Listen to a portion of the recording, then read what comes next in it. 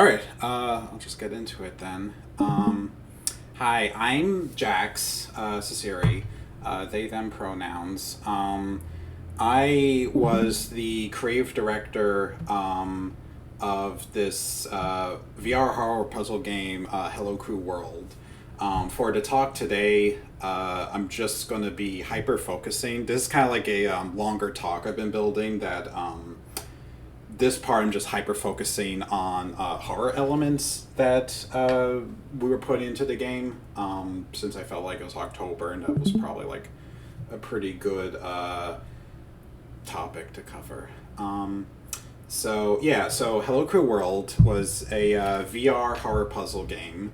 It was developed and published by my company Occupara Games. It was actually our first published in-house title, like internal to our team, because Occupara is like an indie game publisher, but we've had like internal, like I've been on their internal teams for about like 4 years now.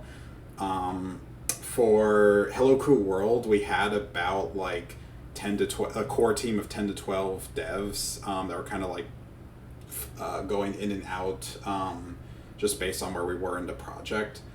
The story was heavily focusing on transgender and cyberpunk themes. That's something I'm definitely like want to talk about in the future, but I think it's definitely one that like just is way more expansive than like the talks we were giving today. So look forward to that, I guess. And it was released in August 2024, so about 2 months old now. Here, I'm going to see if this works. This is our launch trailer, which will give like a pretty good idea of just the like basic overview of the game. Let me know if audio's coming through.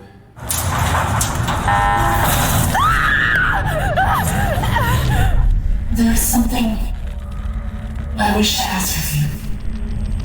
This facility was abandoned long ago. Could you come down to where I am?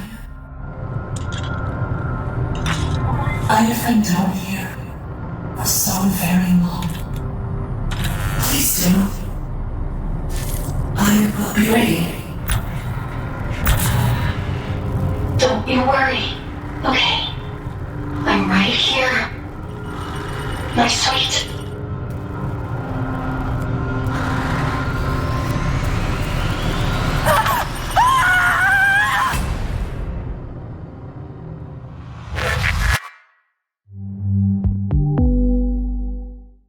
Oh god, I forgot it. I think it's the MetaQuest YouTube channel I pulled. I wasn't expecting that jump scare.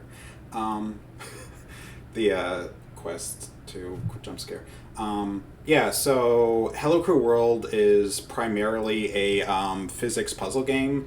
Like the main mechanic of it is players have to power up locked doors by placing connections from generators to receivers. There's like a bunch of different methods and mechanics. Like as you start out in the game, we have these you saw like the pylon tripod things that like the player was picking up and throwing around. Later on, you get like a handgun that just shoots like energy orbs. So I'll kind of cover. Oh, hang on. There we go. There we go. Okay, the YouTube video did not play well with those controls. So kind of just covering like why we did what we did. Which kind of helps like as a primer for like a lot of stuff I'm talking about later on. We chose VR just simply because we secured a funding deal for it. Not really much to say about that. We went with horror because a lot of Occupara has like a background in horror. There's been a couple times like we've worked on horror projects. It's just like a very strong interest, like, you know, most of the people at the company have. There is also like a strong market interest, which helps too, but, you know, it's stuff that we've all worked in before and we're pretty comfortable working with that kind of like genre. We went with puzzle, and I'm going to get into a little bit more in later slides. But having Hello Crew World be a puzzle game let us have the world be a more like static experience that the player can go through at their own pace. Just VR is like a very, I have slides, I'll go into it deeper, but like VR turned out to be like a very challenging like medium to work in, just because like there's a lot of things that like you're not able to lean on as easily coming from like traditional like standard flat screen games kind of a thing. But puzzle kind of works better for that because it's not like as opposed to like combat or something, or like Resident Evil or like Amnesia where it's more evasion kind of thing. It just lets people like kind of work through it at their own pace. And the trans themes is just because I wanted to. We have like a very strong like trans queer makeup at Occupara. Like Sina Breyer is the lead writer and voice actress for Alice, who was the like computer lady talking in the trailer. But as someone I like, she's a trans woman, and like we both like worked really closely together, like kind of just make a very strong just trans theme throughout the game. But so that's kind of like why we did what we did. The project restrictions we had, there's two major points with VR that, like I said, it kind of challenged us to like how we designed and built out the game. The biggest thing I emphasized a lot was VR is such a different medium than traditional games. The first like major point is you are unable to control the player camera. Like most games are very like they're very, if you're doing like a more cinematic game, it's a lot of like cinematic just means like basically you are controlling like the presentation of the game, but the way we had to end up designing Hello Crew World was more like a theme park ride where we can't like, the camera is the player's head, so like we can't literally like grab the player and like force them to look in a direction. Like that is like a just major no-no in VR space. So we kind of had to build the game where we're just like making very attractive like points of interest, just like try to draw like players' attention, or a lot of the time we just like locked them in a room and just like had Alice or some other prompt that says like you have to interact with this thing to like progress. The other major like challenge was player movement is one-to-one with their physical ability. Very early on we were talking about like combat and evasion mechanics, like you see in standard horror games, but one of the things that became very clear was that player movement, the player has to react and move within like their actual physical like reaction time in real world. Like if you we're just showing the VR headset, but like my perfect example was like you have to think about like if a like over here is my bathroom, and like if a zombie came out of my bathroom and I'm standing here like facing the screen here, you have to think about like it's not just like a twitch movement where you can hit like Q or something, it's like turn around. It's like I have to like physically, with all this like hardware on, physically move my body and kind of like turn around and see the creature or whatever approaching. And with that, it kind of there's definitely like a lot of paths we could have taken to like figure that out. But one of the things was it became clear early on we had to go like all or nothing with like evasion and combat, because it just would have to be such a huge part of the player movement. And in the end it just was like we're doing a puzzle game. If the combat is not like a major component of like the puzzles or whatever, then just in the end it was like, it just was easier to like ditch all that stuff. So, and yeah, getting to like, limited budget means tighter focus. We had a very, very tight timeline to make the game. Like the complete alpha playthrough from like start to finish, complete experience came together in about like 6 months from scratch. I to this day I don't know how we did that. Like, it just was like a lot of work from everyone on the team, and we somehow like made that happen. But there's a bunch of things we did in order to like help mitigate that. One of the things I did was mandate that gameplay had to be very modular and dynamic. Going with like, is talking about like we're using like these pylons, and we have to, we have the main mechanic of generators and receivers, and it pretty much was like pretty easy for us to like just come up with new mechanics that kind of just like inserted themselves like between that chain. Like there's multiple things of like we have special pylons that change like the power level of like the lightning coming from the generator. So it kind of, but the thing with that is that it made it very easy to like just take that stuff out of like, oh, this mechanic is not working, we could remove it, and then it's not like we have to rework like entire sections of the game. We just have to like rethink puzzles and kind of just like place like new objects in there.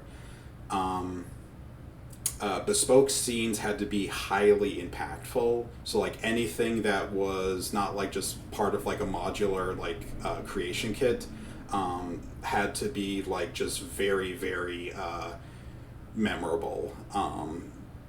There's a handful of scenes in the game that like kind of have this, like at the beginning of the game where you're walking through the Crab and Grab, which is like the restaurant the player like starts out in at the start of the game. That was like a very bespoke scene that like we put like a lot of time and effort to like make sure it looked like really good.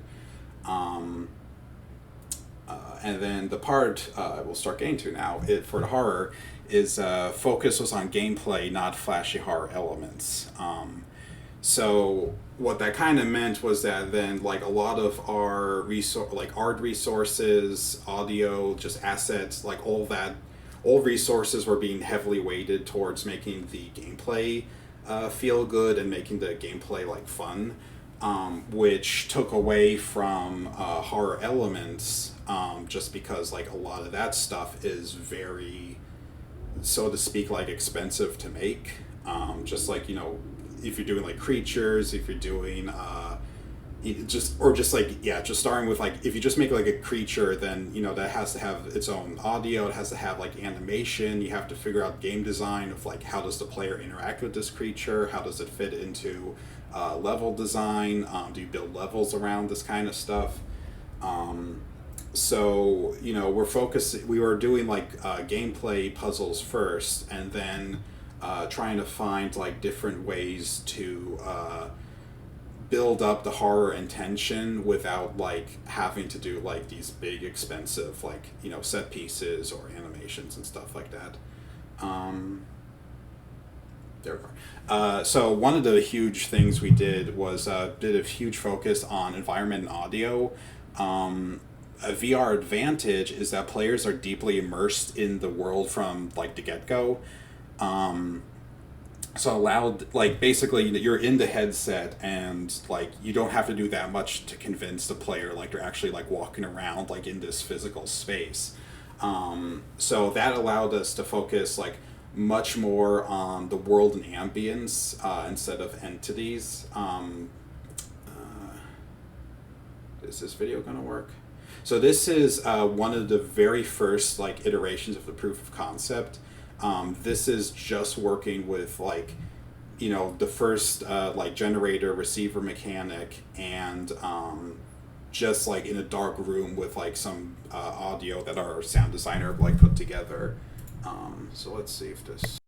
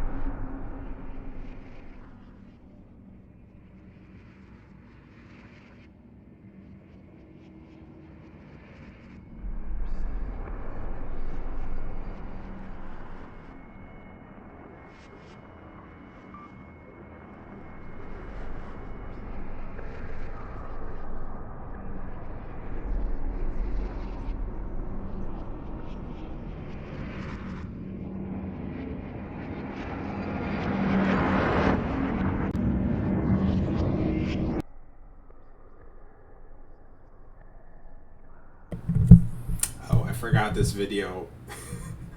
uh, I forgot that it ended with me clipping through the ceiling because we were still figuring out VR movement and physics. If you... come on, why did this... There we go. Wait, is this back? Are we back? Okay, I think it reset my slide, but that's fine.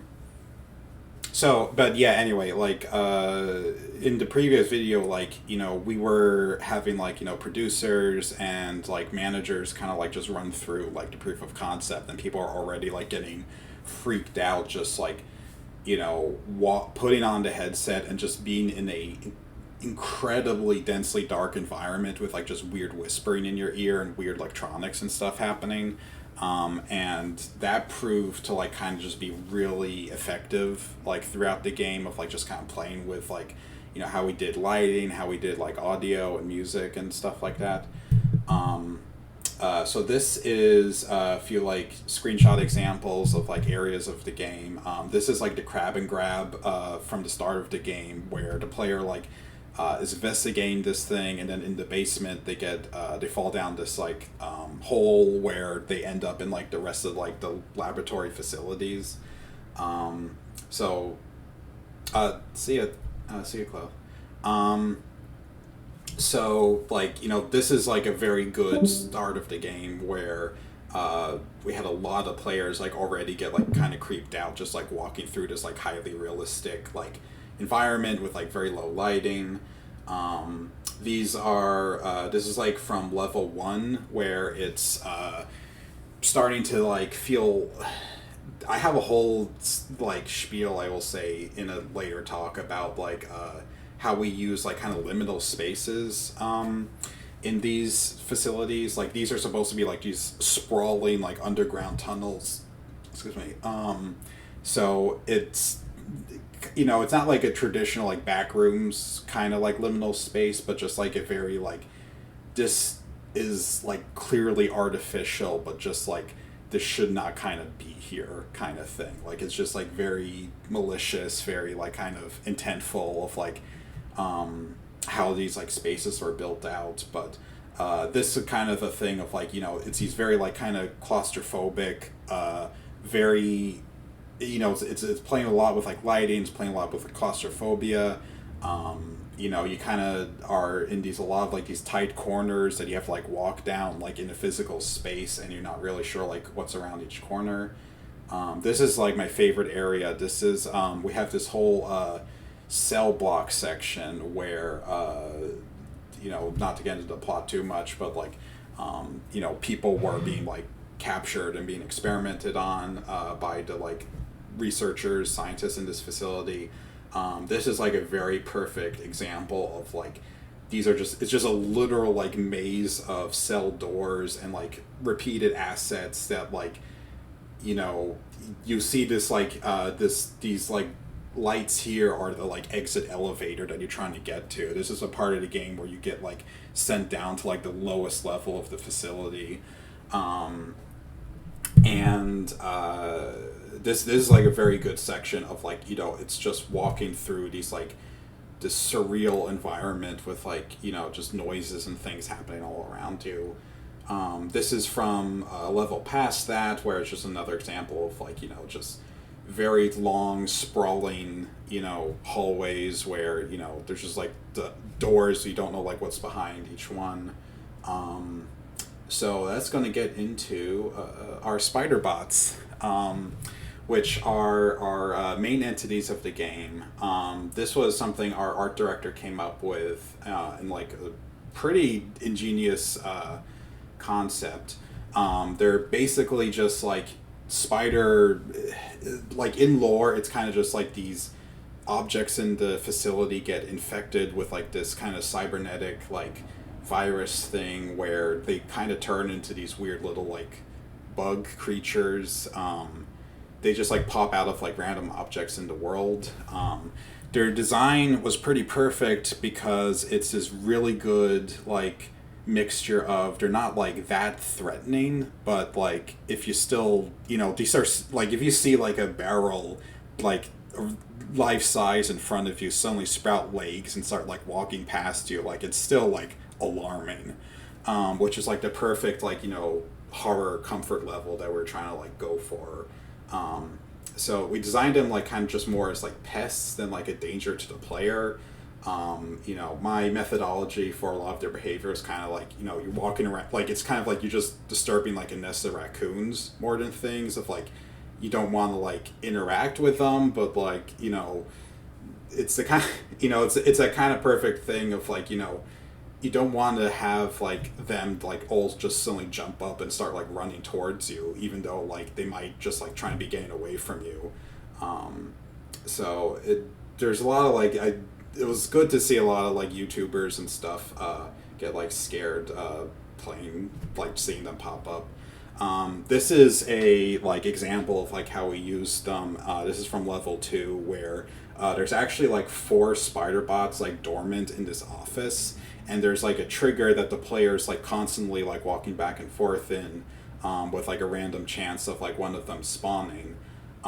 So like you kind of see here, like these blue lines are like the paths that each spider bot like can take. One of the things like that was fun about this, like designing this, is like you can set like you kind of see the animations like still a little bit awkward in some areas, but the way we kind of got around that was setting like the triggers far enough away where the player like might not see some of the awkward animations, but you see like you just hear a thing happen. There's like a little noise that happens when the creature like activates, and there's like little footsteps they have happen. So it's the kind of thing where it gets your attention, but you won't like immediately like see it right away. And a counter to that also, or I guess like an end cap to that also, was having to make sure that when a spider bot like actually got up and became active, since we didn't have like AI for them, we had to make sure they always like ran off into a hole or ran off like just basically like run away around a corner where the player like couldn't see them like despawn, pretty much. So just constantly like having like little like weird critters like just underfoot, like basically. It was like this was definitely like a very fun like little section to work on. We use like procedural animations, since we didn't have like access to animators for most of the project. We just went with like just there's a lot of like spider like movement tutorials on Unity. See ya. So we just like, it kind of made this like natural like unsettling movement. Our designer Olivia made a very robust tool set that let us like control their behavior and movement paths. You kind of see like this GIF down here, like it's just a lot of like control we had over them for how they like activated and deactivated and stuff. Allowed us to like quickly create a lot of encounters, which was good. Because like that was just something where in the last like few weeks of the game, I basically was like running through and just like peppering in like just swapping out like a garbage can or something with like one of these guys, and just setting up a trigger for the player to like see him. And to kind of like end the thing here, because I'm going a little longer than I thought.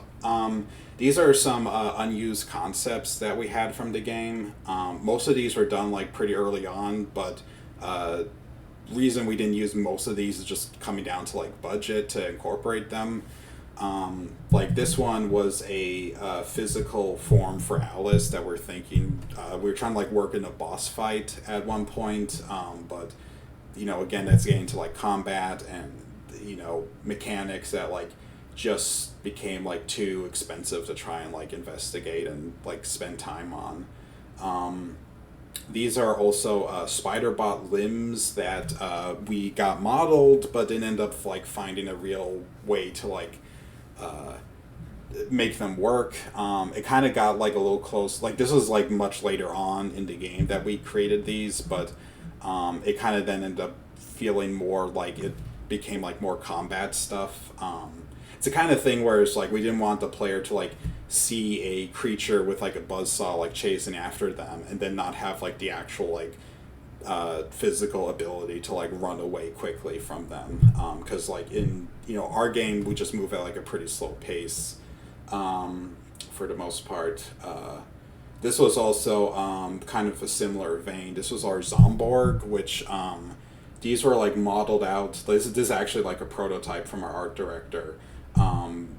They kind of did not fit into the story and like how we wanted to tell it, unfortunately. But the main reason we kind of got rid of them just was because they're very like complex creatures, and we weren't entirely sure how to integrate them into the game without like this is definitely a thing where it's like the player, it's life size to the player kind of a thing, and we were not entirely sure like how to integrate them without like some kind of like again either evasion or combat mechanic, and we're also like not entirely sure like what they even would do to the player, since we didn't have like any death states at this point.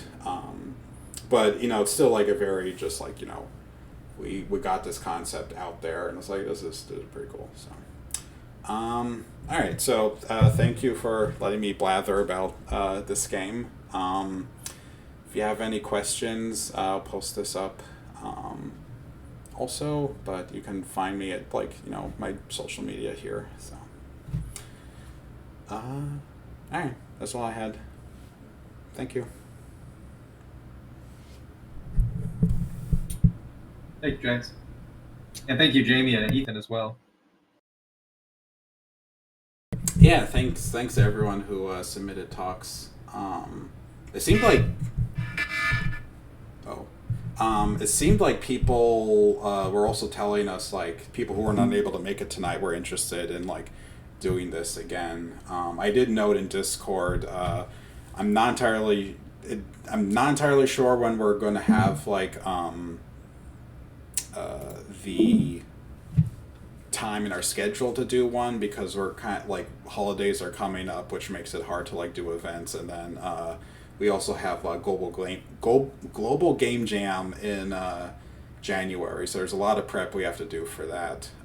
But it definitely seems like people want to do more of these, so it's definitely like a thing we'll do in the future. But yeah. I just had a question. Yeah. So, what was the motivation behind creating a, as you said, a comfortable horror experience? Like, why not go and try and make the scariest thing you can? I like a lot of the answers just like the budget we had. Like the first concept doc I submitted to like our production manager. We actually had like this like basically Five Nights at Freddy's kind of cast of characters of like, oh, there's going to be like 6 guys like running around and you have to like evade all these things, and then that was like they had to sit down with me and say like, hey, how much like this is going to be like AI budget, this is going to be like animation budget, there's a lot of stuff of like just our timeline like was not able to like support like having that like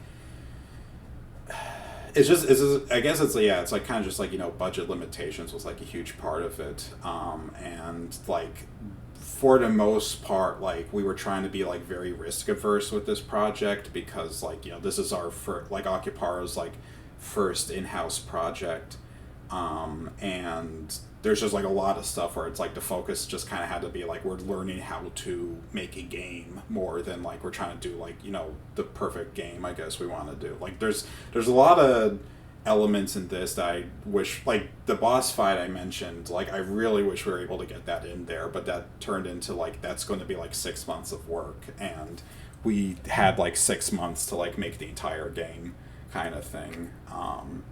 So it's just a lot of like just balances with that. Like I'm pretty happy with the level we had, but it definitely like it introduced to like a lot of challenges of like just trying to figure like how much we could like push our assets and trying to also be very conscious of like not pushing the team a lot for like trying to get like animation, art, all that stuff out there. So Is that why you lean toward puzzle design? Because I imagine puzzles are kind of more of a static system. yeah, that's a huge part of it. Mostly because like puzzles are like they're kind of just there and let the player like kind of just walk around and kind of interact with it at their own pace. Yeah. So it's just like with VR, it's also trickier. Like if this was like not VR, I think there's a lot more we could have done. But with it being VR, like the primary thing is like trying not to like rush the player, I guess, a little bit, or just figure out like what's a comfortable pace for the player. Because it's the kind of thing where it's like we don't want to be like, okay, we're going to spend like 4 months like building out this one level, and then it's a level that takes like 30 seconds or something for the player to walk through, kind of thing. Or not not that long, but like it's just like a lot of like checks and balances for like trying to make sure the players like just moving through at like their own pace a little bit, but just kind of like made it like easier to like just design the game around without having to like worry about like just dynamic elements, I guess. Yeah. Jordan had a comment. Seems difficult to get. Cool talk. VR is super interesting, but seems difficult to get into. Difficult to get audience with fewer headsets out there. Yeah, that's 100% the experience like we had. Like there are about, I think I looked it up, and there's about like there's 150, 160 million users on Steam, and I think about like 2.5 or 3 million of those might be running VR headsets. And like I kind of like this is a thing of like we got full funding for this game, which I think is like the only scenario in which like this would have like actually worked, because like it's just such a very limited like it's just very hard to get the word out there, because like 3 million people sounds like a lot, but then like that's worldwide, and then it like Hello Crew World's like very niche of a niche kind of game of like it's already like a single player like it's a VR experience, which reduces it a lot. It's a single player experience, which reduces it within like that subset, and then you're talking about like it's puzzle, like horror is like pretty open in VR, but like puzzle games are like not everyone's like cup of tea, and just all even like just does the play like do puzzle players even like this kind of genre, or what we're doing kind of thing. So it was definitely like we had the privilege of like not having to worry about that, and like if we were worrying about money or having like basically we were worrying about like the money like this was going to make, like I think this would have been a much different project. But we were just like very fortunate we were able to like kind of just do like whatever we wanted, which I don't know. Also, hi Aaron. I was just saying Aaron's the programmer, one of the programmers on Hello Crew World, because I was inviting the team to like kind of check things out. So hello. Hello.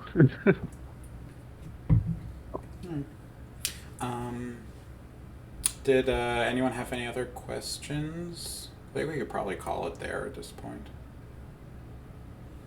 One last question. Yeah. That game you had worked on a while ago, Maze Panic. Did any lessons from that game apply to this time? Yeah, so that's a deep cut a little bit.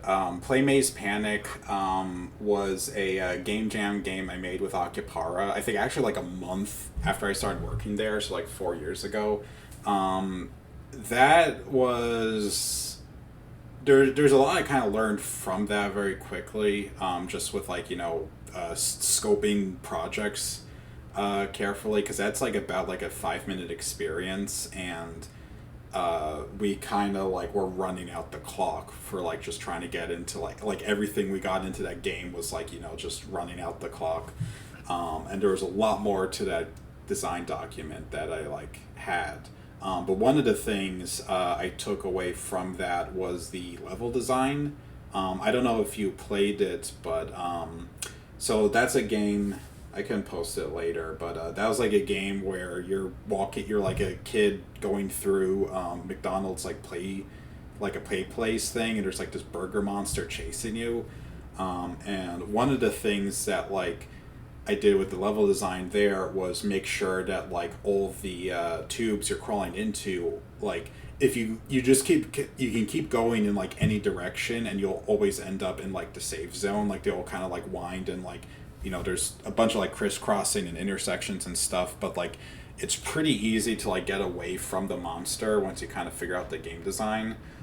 There's a lot. I took a bunch of that from like playing a ton of Resident Evil 2 remake, where they have like a very similar like level design methodology there of like you're getting chased by the tyrant creature throughout most of that game in the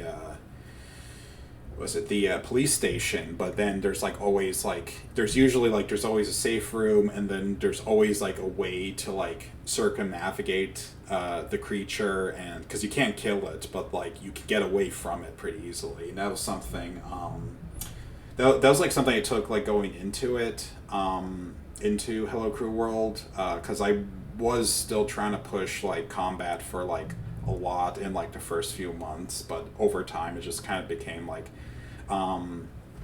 over time it just like we just kind of had to like make it way more linear, and then like it didn't really matter about the linearity, because like we didn't have like anything chasing the player. You actually can see this if you play the first level, in level 1 of Hello Crew World, like after you like exit the crab and grab. The level design there is like kind of like our first prototype of it, where that's like a level where there's like a central area, and then there's a bunch of puzzles like around, like in the tunnels around it. And that was like one where you're supposed to like weave your way through like a bunch of different areas trying to get away from like a possible creature, but then we didn't end up like adding that creature, so it's just like weird leftover game design in there, but the level like still kind of worked, so